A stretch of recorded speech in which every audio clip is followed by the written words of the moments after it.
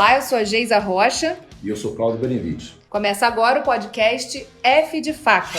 Como eu prometi na semana passada, a gente vai falar hoje da história das facas. Cláudio, como é que começa? Quais são os primeiros registros do uso desse objeto pela humanidade? Os primeiros indícios são na época da pedra lascada. O homem usava lascas de pedra como arma de defesa, como o objeto cortante para cortar o couro dos animais e retirar o alimento desses animais. Acho que esse é o início dessa história. Essa história se desenvolve, já vai andando lá para a Idade do Bronze, quando você já tem objetos feitos de cobre, de bronze, um formato mais semelhante ao que a gente imagina que seja uma faca, bem mais finos, facilitando muito mais o corte. Depois, muito tempo depois, você vai ver os celtas, que foram os primeiros a fabricar as facas de ferro, né? Que permitia um objeto mais duro, mais resistente, bem fino. E daí, quando é descoberto o aço, a liga de aço faz o melhor objeto, e é em cima dessa liga de aço que até hoje a gente vai trabalhando, os diversos fabricantes, diversos cuteleiros trabalham para fazerem as suas facas. É o desenvolvimento do aço que até hoje está sendo buscado.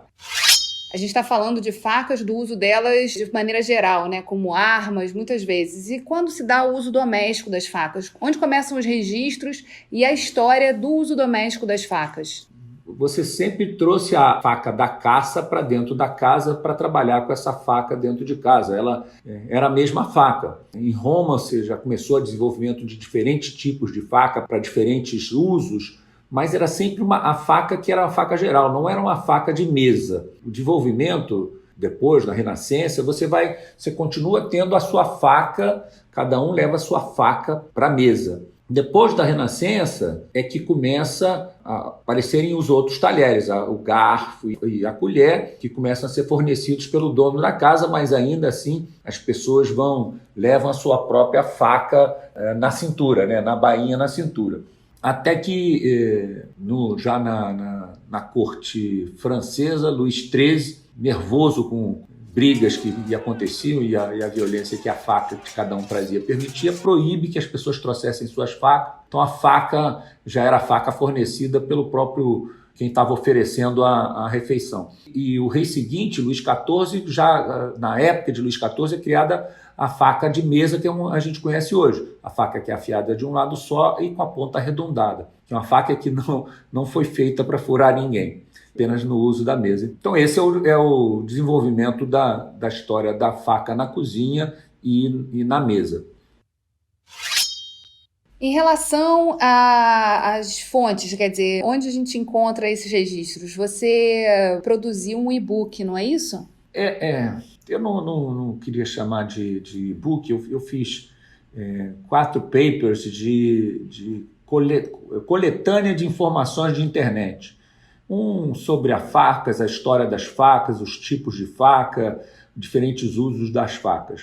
Um segundo sobre o aço usado na cutelaria, todas as explicações sobre os diferentes aços, o tratamento de aço, diferentes maneiras e os diferentes fabricantes. Um terceiro sobre pedras de afiação, as diferentes pedras, as pedras naturais, as pedras artificiais, o grão, como é construída essa pedra. E um último sobre afiação e as diferentes técnicas de afiação.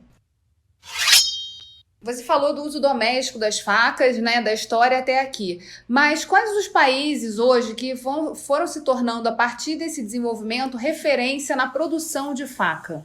Você tem 3 polos no mundo, lógico, tem uma difusão para o resto do mundo, mas tem 3 polos que sobrevivem até hoje. Um polo na França, bem concentrado na cidade de Thiers, um polo na Alemanha, onde você tem as grandes indústrias de faca, mas ainda com uma série de produtores artesanais que fica em Solingen, e o polo japonês, em diversas cidades do Japão, da indústria ainda muito artesanal, mas também com grandes indústrias hoje na produção de facas. Então, acho que são esses 3 os grandes polos. Existe uma certa diferença entre eles.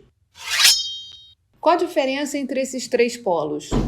A França e a Alemanha são semelhantes na sua produção, lógico. Os cabos franceses são produzidos um pouco diferentes, o formato da faca é um pouquinho diferente, mas o tipo de uso é muito semelhante, então você não tem como fazer uma criação tão distinta assim, porque ambos são feitos para a cozinha internacional e a base da cozinha internacional é a cozinha francesa. Já no caso das facas japonesas, a construção inicial da cozinha japonesa e das facas japonesas era para uma cozinha sem carne de porco e de vaca, era basicamente corte de legumes e de peixes, e a maneira de cortar e picar asiática é distinta da maneira ocidental. Então o formato das facas era muito distinto. Essa é a primeira diferença. A segunda diferença é que há um hábito na cutelaria e na cozinha, vamos dizer assim, japonesa, de você ter uma faca para cada uso específico. Então a quantidade de tipos de facas no Japão é muito grande. Essa é a primeira parte. A segunda coisa é que quando o Japão, depois de 2 séculos fechado para o mundo, o Japão abre seus portos para o mundo e traz a culinária ocidental para dentro do Japão, até com consumo de carne, a cutelaria japonesa também produziu novos tipos de faca para se adaptar a essa culinária. Então você tem a cutelaria japonesa verdadeira, mais antiga, e a que trouxe ao estilo da cozinha ocidental. Elas não são iguais às facas ocidentais, mas elas são preparadas para a cozinha ocidental.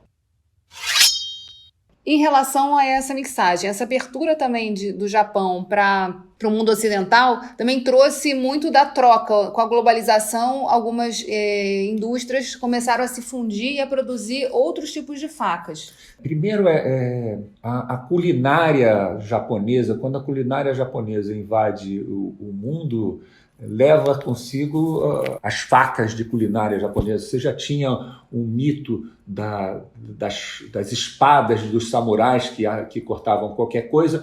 Esse mito foi fortalecido pelas facas que cortavam aquele sashimi perfeitamente fininho.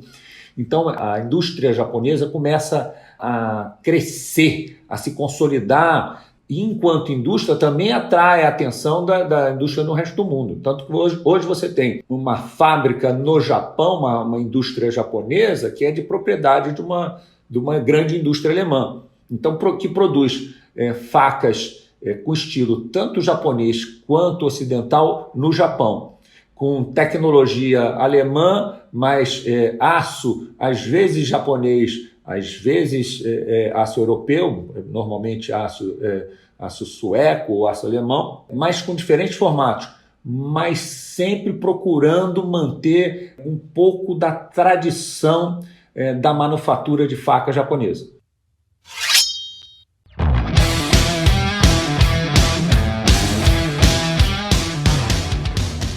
Bem, a gente vai ficar por aqui nesse nosso podcast e trazendo novidades no próxima semana. Nós vamos falar sobre aços, tipos de aços diferentes e seus usos. Fica com a gente, continua seguindo. Até a próxima. Até a próxima.